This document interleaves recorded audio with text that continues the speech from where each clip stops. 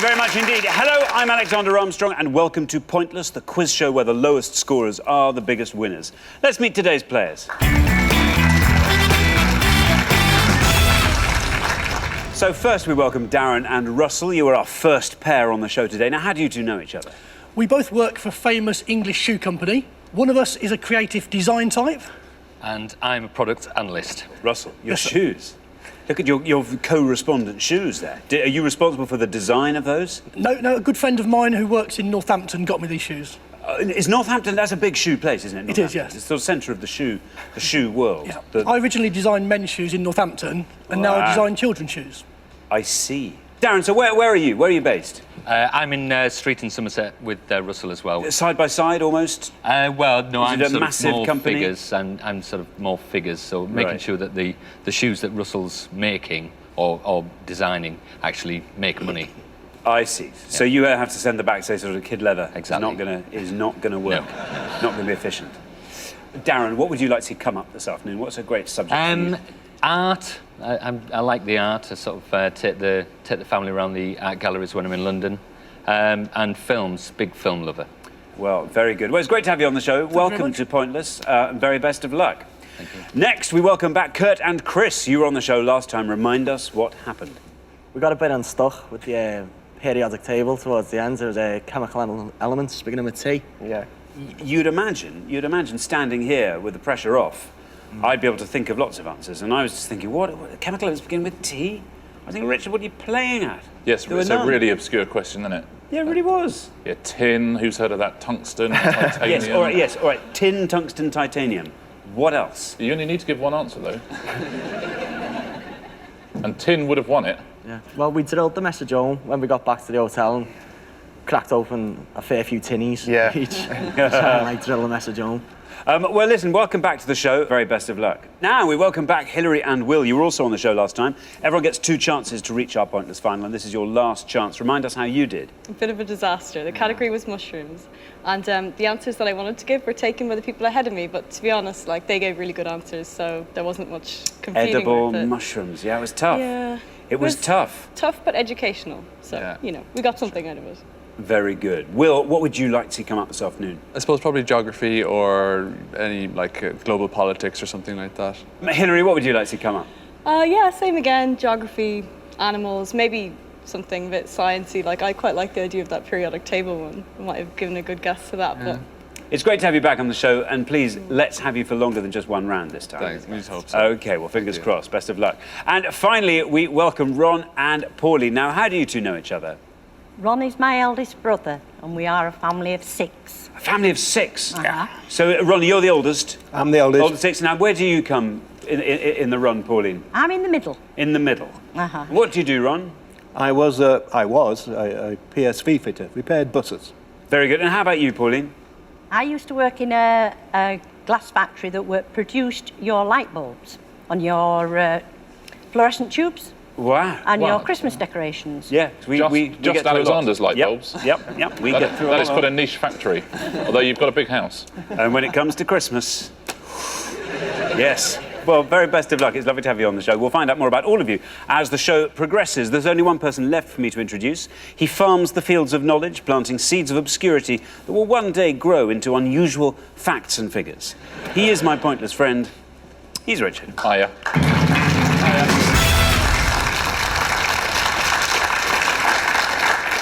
Good afternoon to you. Good afternoon to you. Should be a fun show today. We've got 2 returning pairs. Kurt and Chris did do rather well last time, got through to the head-to-head. And Hilary and Will, who were unlucky last time, I think. Perhaps there's more to come from them. Some lovely questions, though, actually, today. So it should be a really, really tight show. Should be very, very good, I think.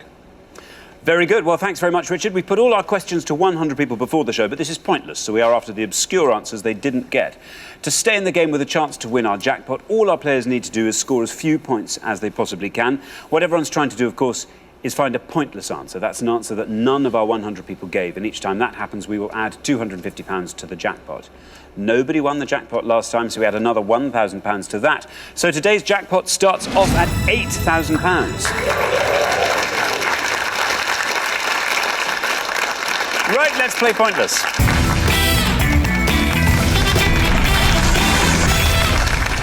OK, in the first round, each of you must give me one answer and you cannot confer with your partner. Whichever team has the highest score at the end of the round will be eliminated. If anyone gives me an incorrect answer, they will score the maximum of 100 points. OK, our first category this afternoon is the Olympics. So can you all decide in your pairs who's going to go first, who's going to go second? And whoever's going first, please step up to the podium.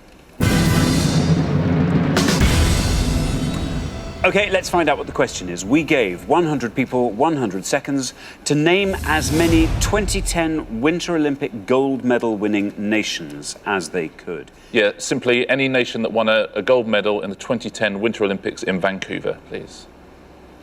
Thank you very much. Right, Darren and Russell, you all drew lots before the show, and this afternoon you get to go first. So, Darren. Yes. Olympics, a good subject for you? I did watch some of it, some of the sports, not all of them, but I think I've got a couple of sort of good answers, potential good answers for this. So the one I will say is Germany. Germany. Yeah. OK, Germany. You're hoping to score as few points as possible. Let's see if Germany's right, and if it is, let's see how many of our 100 people said Germany. Well, it's right. Not bad, 29. Not a bad score at all for Germany, 29. Richard? Yeah, well done, Darren. They're all Winter Olympics powerhouse. They've topped the medals table in the last 3 Winter Olympics. So, Chris, what is the most obscure Winter Olympic gold medal winning nation of 2010 you can think of? I have a feeling you're going to be good at this. I wouldn't go with your feelings. Did you watch it? No. I'm not really into the Olympics that much. I like the opening ceremonies and things like that, but I'm too busy to just watch them. Like, if it was like football, yeah, I'd watch the World Cup. I don't like that, but in the haze of my mind that's going on, I'm pulling Canada out of there. So that's who I think would be really good at the Winter Olympics. OK, I think they would be. Very good. You're hoping to score as few points as possible. You're saying I don't think Canada? It's going to score less than Germany, but I think it's right anyway. Sounds good to me. Canada, you're saying. Let's see if it's right. And if it is, let's see how many people said Canada. That's right. 40. 40 for Canada. Richard? Yeah, well, Germany topped the gold medal table in the last 3 Olympics, and Canada did it this time, and they're on the home ground of Vancouver. OK, so Will. Yes. We come to you. Okay. Now, do you watch the Winter Olympics at all?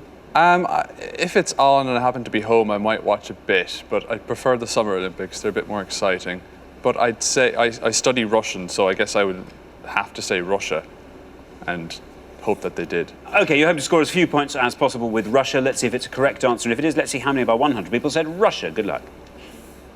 Very well done, Will. Okay. Down it comes. Wow. The lowest score so far. Okay. 23 for Russia, Richard. Yeah, they only got 3 gold medals, actually. They were very disappointed with it, and they're hosting the next one in 2014. But Medvedev refused to go to the closing ceremony because they'd done so badly. That's a rumour. That's apparently. That's a rumour. But he certainly wasn't. He was certainly due to be there, and he wasn't there. Pauline.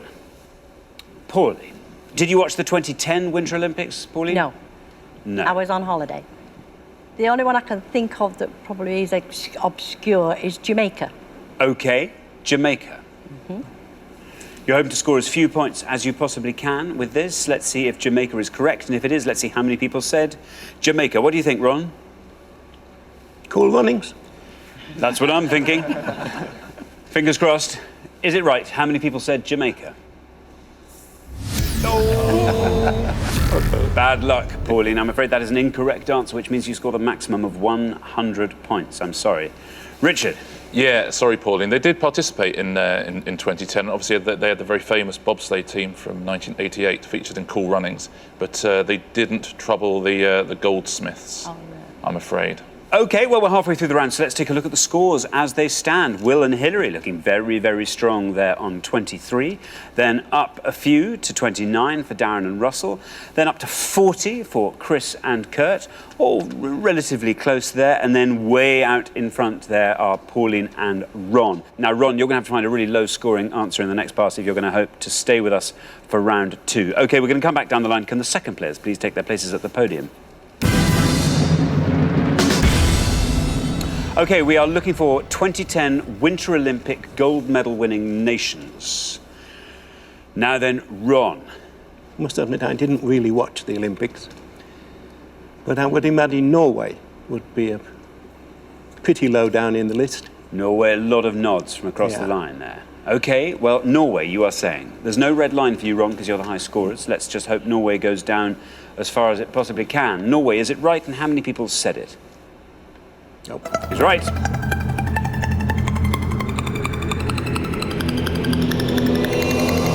Very well done. 11, Ron. The lowest score of the round so far. 11 takes your total up to 111. Will it be enough to see you through, Richard? Yeah, very well played, Ron. As Xander said, it's the best answer yet. Yeah, one of the traditional Winter Olympic powerhouses. They won 9 golds in Vancouver. Hilary, we are looking for 2010 Winter Olympic gold medal winning nations. You're on 23. The high scorers on 111 are Ron and Pauline. If you can score 87 or less, you are through to the next round. Yeah, hopefully this isn't a great category for me. I'm not really much of a sports fan. I'm going to have to kind of go out on a limb a bit. I'm thinking I'm going to go for Switzerland, because I know they ski quite a bit and I have vague memories of watching them ski quite well. So let's say Switzerland. Switzerland. Well, let's hope Switzerland's right and gets you a score below 87. Here's your red line, nice and high. If Switzerland gets you below that, you are through to the next round. Let's see if that's right, and if it is, let's see how many people said Switzerland. Yes, it's right, and you are through to the next round. That's all you had to do. Wow, 12. 12 takes your total up to 35. Only 12 people for Switzerland, Richard. Amazing, isn't it? You think an awful lot of people would have said that, at least would have guessed it. But yeah, 6 golds and all in skiing, actually. Thanks very much, Richard. Now, Kurt and Chris, you're on 40. Ron and Pauline are still the high scorers on 111. If you can score 70 or less, you're through to the next round. What do you think, Kurt? I'm just basing my answer on countries that have snow, really. So I'll go for Sweden. Sweden. OK, you're saying Sweden. Here's your red line. Below that red line, you're through to the next round. Is Sweden right? And if it is, how many people said it's Sweden? Well done, it's right. And you are through to the next round. Very well done. Still going down, 11. Very well done. That takes your total up to 51. Sweden, Richard. Yeah, well played, Kurt. Good tactics again. 5 golds for the Swedes in Vancouver. Very good. Now, Russell. Yes, sir. You are the last to answer on this. The high scorers are still Ron and Pauline on 111. You're on 29, which means you can score 81 or less and still get through.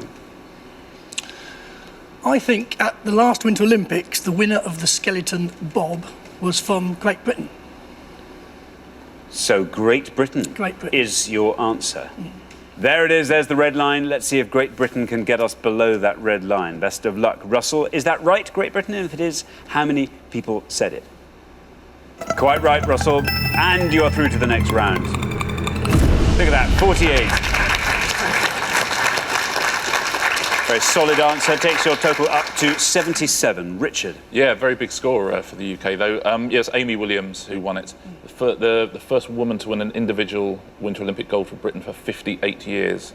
Amy Williams, very impressive. Let's take a look at some of the pointless answers, though. There's some low answers. A good answer is the Netherlands was a very good answer. Would have scored you 1. They won a lot of medals in the speed skating. Not a traditional winter nation, but would have been a good answer. There's 3 pointless answers. It's the Czech Republic, who won 2 medals in speed skating.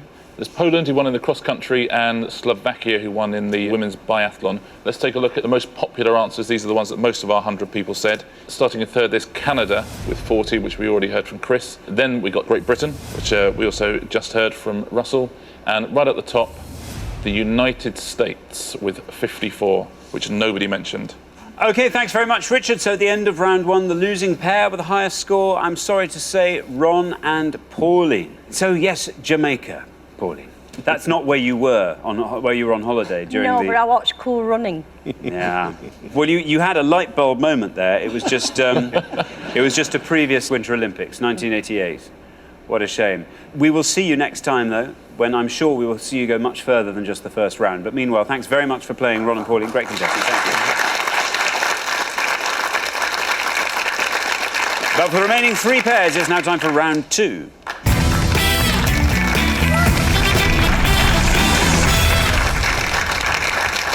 Now, there's only room for 2 pairs in the head-to-head, so one of the teams in front of me is going to be leaving us at the end of this round. Our category for round 2 this afternoon is books. OK, can you decide in your pairs who's going to go first, who's going to go second? And whoever's going first, please step up to the podium.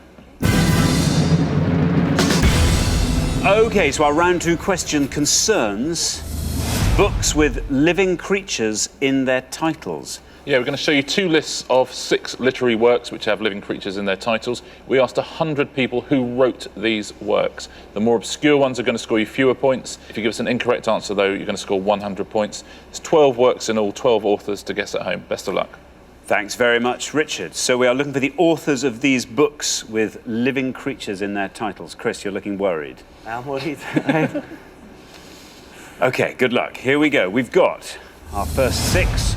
The Tale of Squirrel Nutkin, The Day of the Jackal, One Flew Over the Cuckoo's Nest, The Eagle Has Landed, The Growing Pains of Adrian Mole, The Hound of the Baskervilles. I'll read those one more time. The Tale of Squirrel Nutkin, The Day of the Jackal, One Flew Over the Cuckoo's Nest, The Eagle Has Landed, The Growing Pains of Adrian Mole, The Hound of the Baskervilles. There they are. Now, Russell, you need to give me the most obscure answer you can from that board, the one that you hope the fewest of our 100 people were able to name. I think maybe the most obscure one was one of my all-time favourite films, and that's One Flew Over the Cuckoo's Nest, that was written by Ken Kesey. Ken Kesey. One Flew Over the Cuckoo's Nest. Ken Kesey, says Russell. Is that right? And if it is, how many people knew that answer? Ken Kesey. Very well done, Russell.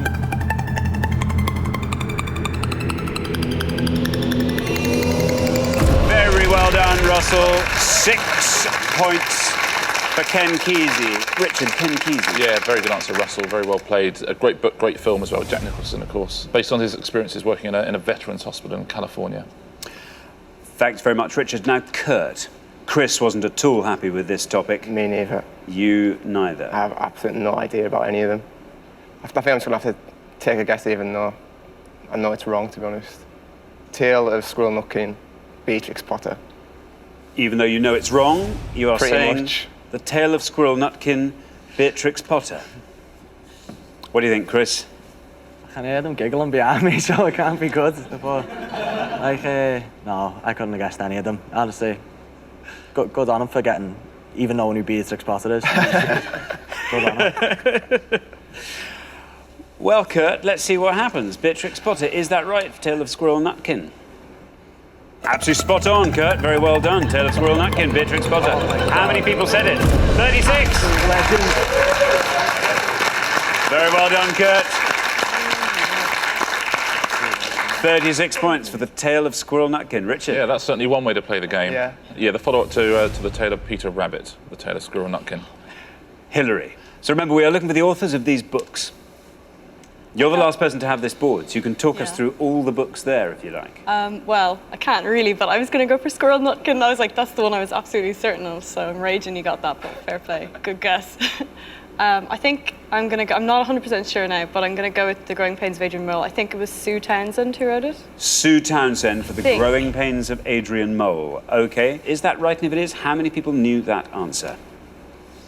Yes, it's right. Very well done. 31. 31 for The Growing Pains of Adrian Mole. Now, Kurt, you were nodding at that. Did that mean you actually might have known that? Absolutely not, no. Oh, I see. That was just nodding at the sheer pleasure I'm just impressed. of Hilary having got it right. Very well done. Richard. I think he was still nodding at the awesomeness of his Beatrix Potter last night. He'll be nodding for a while to come. Yeah, very well played, Hilary. It's the second book in the Adrian Mole series. Let's take a look at all of the answers. Now, neither of you wanted to go for the Hound of the Baskervilles. That's nothing. Not a favourite, that one. Well, it would have only scored 29 points, written, of course, by Arthur Conan Doyle. Probably the most famous of the Sherlock Holmes stories, but just 29 points. The Day of the Jackal, Alexander, do you want to have a go? Frederick Forsyth. Frederick Forsyth, exactly right, would have scored you 7. And The Eagle Has Landed.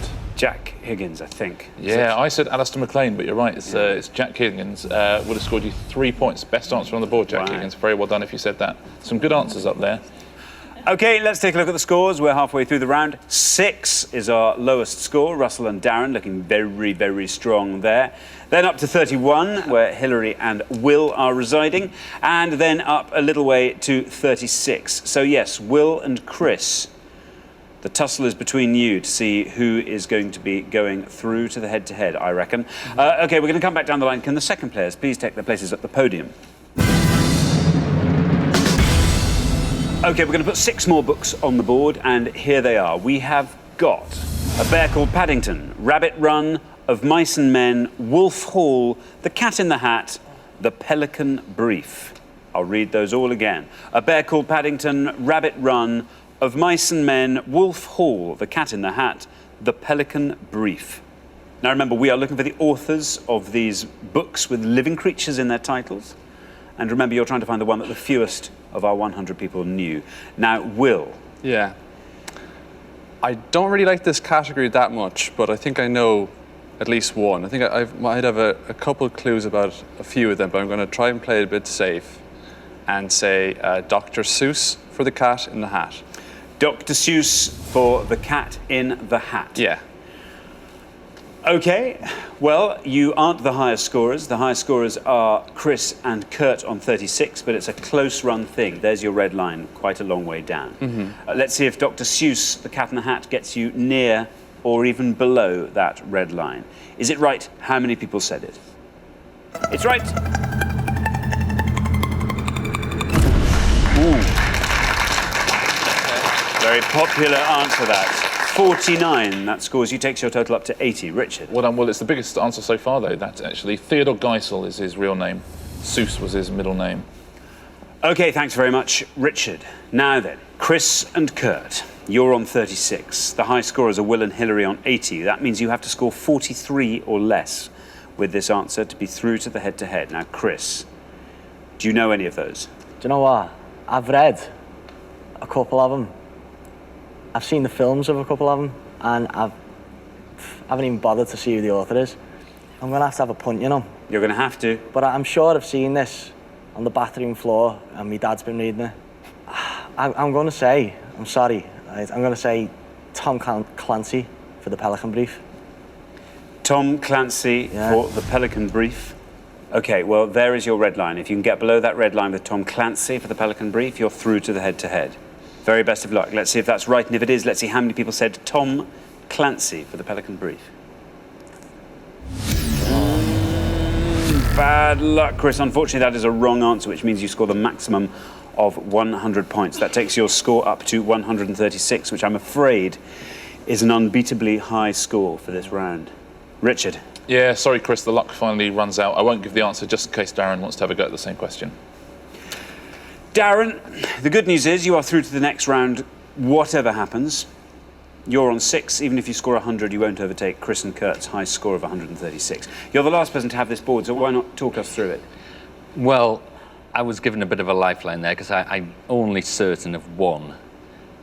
I should know Bear Called Paddington. I mean, he lived with the Browns, I think, but I just cannot remember the author. Rabbit Run, no idea. Wolf Hall, again, I haven't got a clue.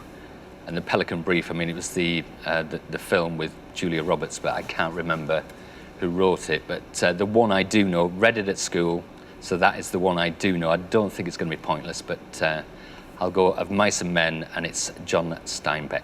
John Steinbeck, Of Mice and Men. Let's see if that's right. And if it is, let's see how many people said it. No red line. You're through, come what may. That's right.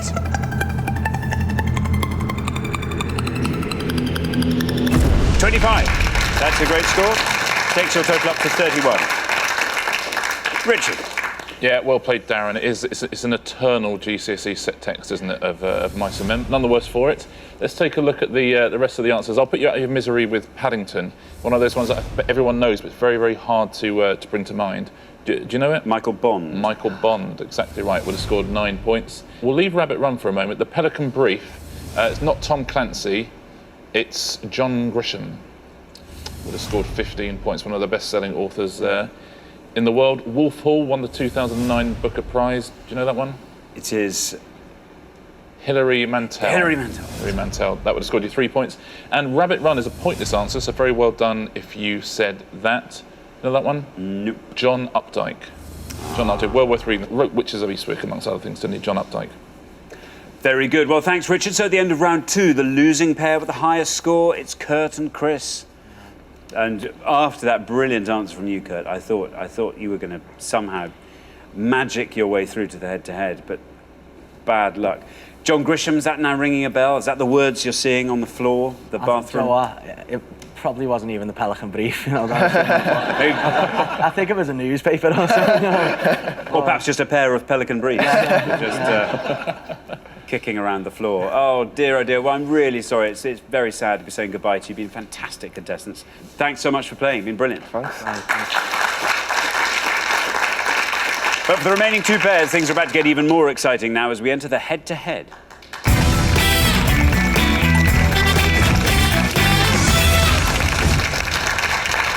Now, very well done, Darren and Russell, Hilary and Will. You've made it through to the head-to-head. Now, obviously, only one pair can make it through to today's final and play for the jackpot, which currently stands at £8,000.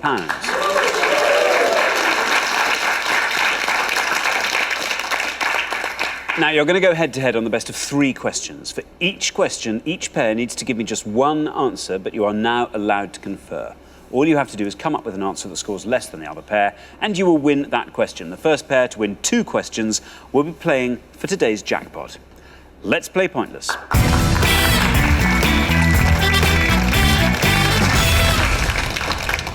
Here is your first question.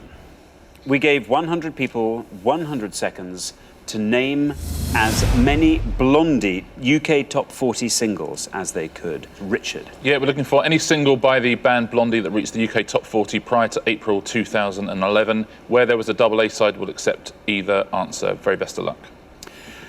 Thank you very much. Now, Darren and Russell, because you played best throughout the show so far, you get to go first. We're looking for Blondie UK Top 40 singles. We're going to go for Atomic. Atomic, OK. Atomic, we have. Hilary and Will, you can confer out loud if you like now. Heart of Glass would be one. Yeah. And what was the other one you said, Maria? I was thinking Maria. Yeah, I think maybe Maria. We got Maria? Do you think? Sure, okay. Yeah, Maria, please. Maria. OK, so we have Atomic and we have Maria in the order they were given. Darren and Russell said Atomic. Let's see if that's right, and if it is, let's see how many people said it. Atomic.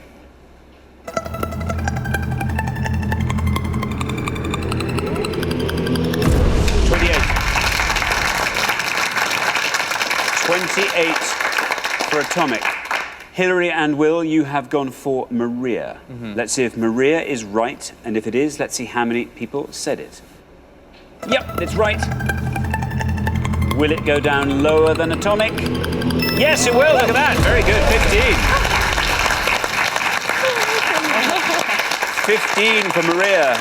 Beats 28 for Atomic, which means after the first question, Hilary and Will are up 1-0. Richard. Yeah, well played, Hilary and Will. In fact, both of those singles were #1 19 years apart from each other. Maria, the sort of comeback single, really. Let's take a look at all the answers, though. There's 5 pointless answers, one of which is one of their biggest hits. War Child, and Nothing Is Real But the Girl, and Island of Lost Souls, all pointless. Good Boys, another of their comeback singles, pointless. I'm Always Touched by Your Presence, Dear, pointless, surprisingly. Dreaming would have scored you 2. Union City Blue, also 2. Picture This, 3. Rapture, 6. One of the first top 40 hits to feature any sort of rapping. Hanging on the Telephone, 13. Tide Is High, 15. Maria, there you go, 15. Their 6th #1, that was. Call Me, 17. Sunday Girl, 19. Atomic, 28, right at the top, actually. Denis, 33. And the other answer you were going to go for, Heart of Glass, would have lost you the point. 46, so very well played. And well done if you got any of those pointless answers. Thanks, Richard. Very well done. Hilary and Will. OK, here is your second question. Darren and Russell, you have to win this question to stay in the game. Here it comes. We gave 100 people 100 seconds to name as many leaders of parties elected in 2010 as they could. Yeah, at the 2010 UK general election, 10 parties won at least one seat in Westminster. We're looking for the leaders of those parties at the general election. Independents don't count, just the leaders of any of the 10 parties who won at least one seat in the UK general election. OK, thank you very much indeed. We are looking for the leaders whose parties were elected to the House of Commons in 2010. Hilary and Will, you go first this time. Yeah, UK politics. I'm going to be really embarrassed if I get this wrong now. But I think the BNP got some seats, so I'm going to say Nick Griffin. Nick Griffin, you are saying? Darren and Russell. We'll say Alex Salmond. Alex Salmond. OK, Nick Griffin and Alex Salmond. Hilary and Will went Nick Griffin. OK, well, let's see if that's right. And if it is, let's see how many of our 100 people said it. Nick Griffin. Oh! I'm afraid that's an incorrect answer, which means that Darren and Russell, you only have to be correct to win this point. You said Alex Salmond. Let's see if that's right. How many people said Alex Salmond? Yep, it's right.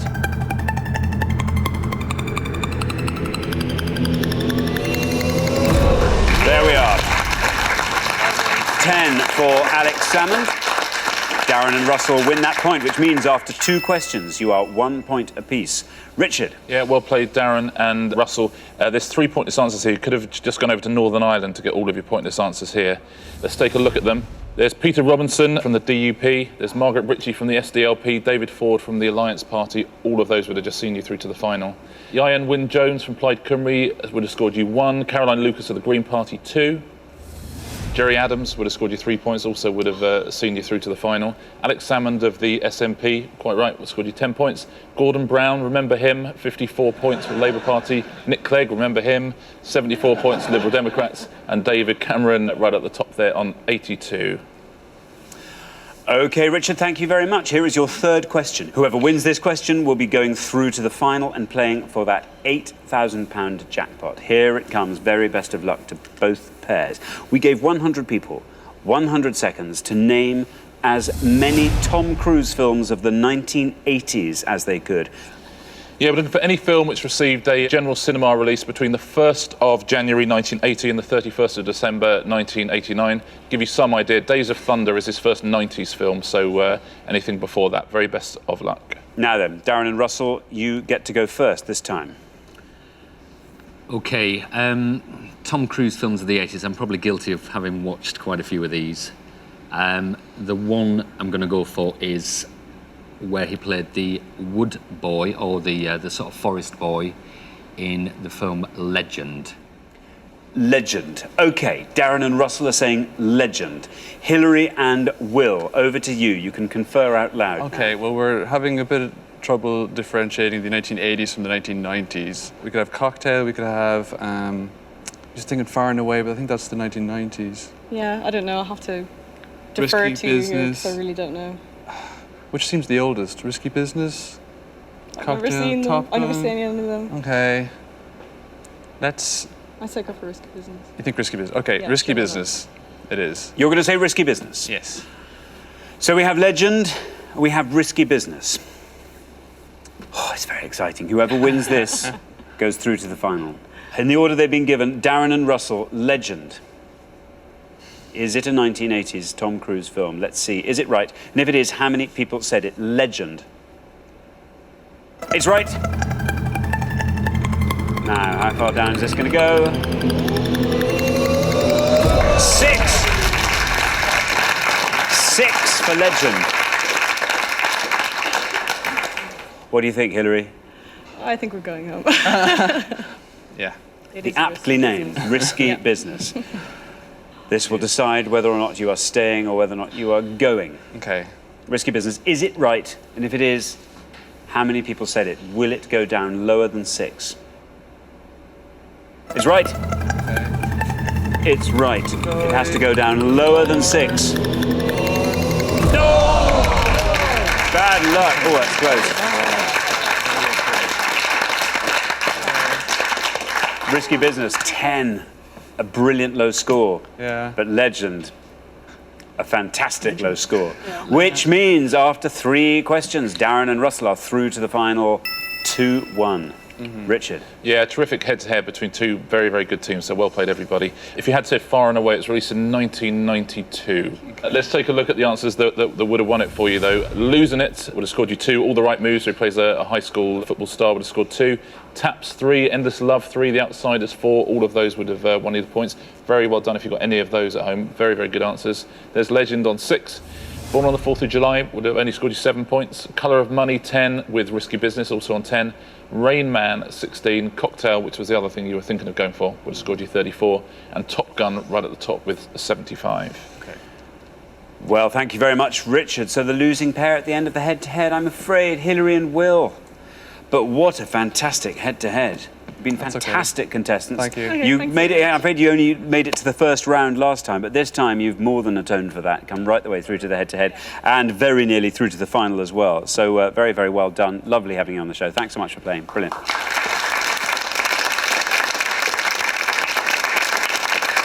for Darren and Russell, it's now time for our pointless final and the chance to win our jackpot of £8,000.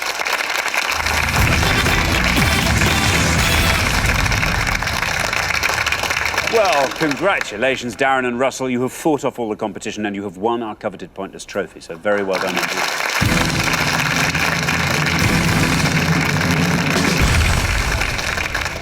You now have a chance to win our pointless jackpot, and at the end of today's show, the jackpot stands at £8,000. There it is.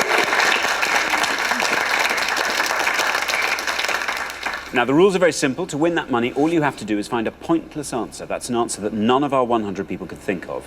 We haven't had any pointless answers on the show today. You only have to find one now, and you will go home with that money. First, though, you've got to choose a category. You can choose from these 3 options, and they are playwrights, reality TV, tennis. Well, playwrights obviously could be any era, going back a long way. I think reality TV is probably a no. Reality TV is a no-no, that is definitely. I think we're going to be forced into tennis. Yeah. Sport, reasonably good sport. Yeah. So I think we're going to go for tennis. Tennis. Tennis. Yeah. How good's your tennis knowledge? Yeah. I think we're going to game now. How good's your backhand, Russell? Better than my forehand. Right, okay. I know a bit about sport, general sport, Yeah. so depends what it is, obviously. Okay, what would you like it to be? What would be a good... Wimbledon winners, Right, okay. Yeah. that would be reasonably good, I think. Okay, well, very best of luck. Okay, let's find out what the question is. We gave 100 people 100 seconds to name as many male French Open winners as they could. French Open winners. Richard. Yeah, we're looking for any player who's won a French Open men's singles title from 1946 all the way through to 2010, please. Okay, you now have up to 1 minute to come up with 3 answers. All you need to win that £8,000 is for just one of those answers to be pointless. Your 60 seconds start now. Any definites? Jim Courier. Courier It's won, yeah. definitely Yannick Noah. Ed Berg did back in the 80s. Yeah. Boris Becker never won the never French. did win it. Neither did McEnroe. Ivan Lendl did. Yes. Michael Chang won the French. What about earlier ones? Sort of 60s, 70s. Well, you probably... I think Vitas Gerolaitis went in the Yeah. 80s. Yeah. But I think Chang's a good one. Michael Chang's Chang. a good one. Yannick Noah, Yeah. being French. Yeah. Only one of the ones. I think the other ones were before that, like There was a few René Spaniards. Lacoste. I think Mats Wilander might have May have won done in the 70s. French. One of the Spaniards and the Or early or begin with a B. No, in the 80s, it certainly began with a B, but it escapes me. I can't think of it. Michael There was Chang. there was a Brazilian guy recently. 5 seconds. I think it's Chang. Okay, Noah and your time is up. We were looking for male post-war French Open winners. I now need 3 answers from you. We are going to go with an American, Jim Courier, Jim Courier, another American, Michael Chang, Michael Chang, and a Frenchman, Yannick Noah. Yannick Noah. Yeah. Of those 3, which do you think is your best shot at a pointless answer? Chang, probably. yeah, Chang and Noah only won it once. So Michael Chang will put last. Yeah. Which is your least likely, therefore? Jim Courier? Probably Jim Courier. Probably Jim Courier. OK, well, let's put them on the board in that order. And here they are. Jim Courier, Yannick Noah, and Michael Chang. OK, we were looking for male post-war French Open winners. You said this was your least confident answer. You only have to find one pointless, remember, to win that £8,000 jackpot. Jim Courier. Let's see if it's right. And if it is, let's see how many people said Jim Courier. Good luck. Jim Courier's right. A correct answer. Now, the only other thing it has to be is pointless. If this goes all the way down to 0, you leave here with £8,000, down into the teens, into single figures. Jim Courier, 4.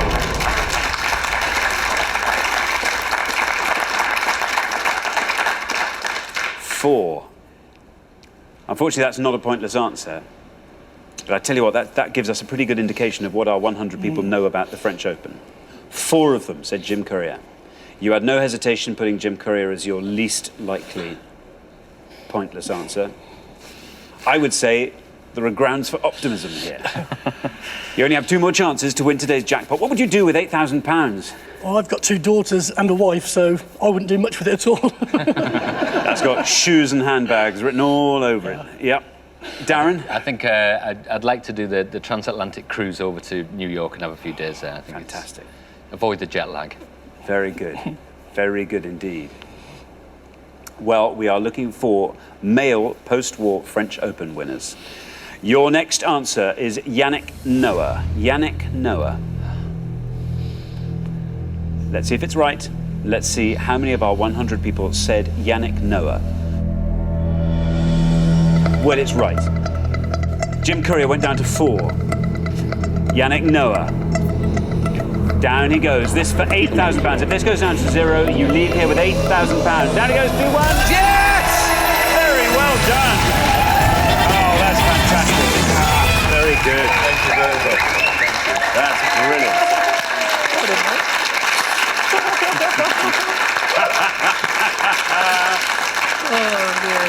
Oh, fantastic. Very, very well done, you. That's brilliant. Well, you found that all-important pointless answer, which means you do go home with that jackpot of £8,000.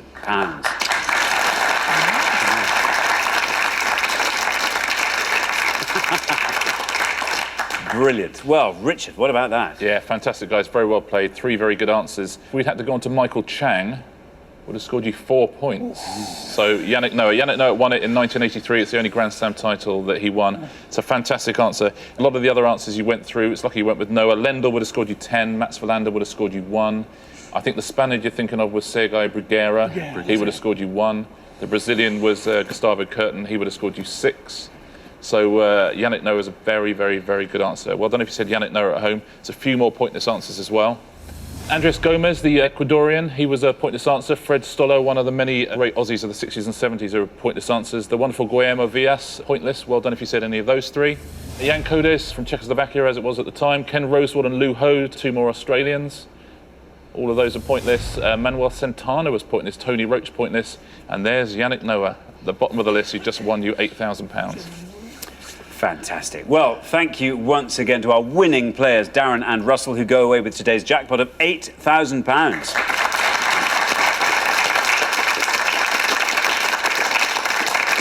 Join us next time when we'll be putting more obscure knowledge to the test on Pointless. Meanwhile, it's goodbye from Richard. Goodbye. And it's goodbye from me. Goodbye.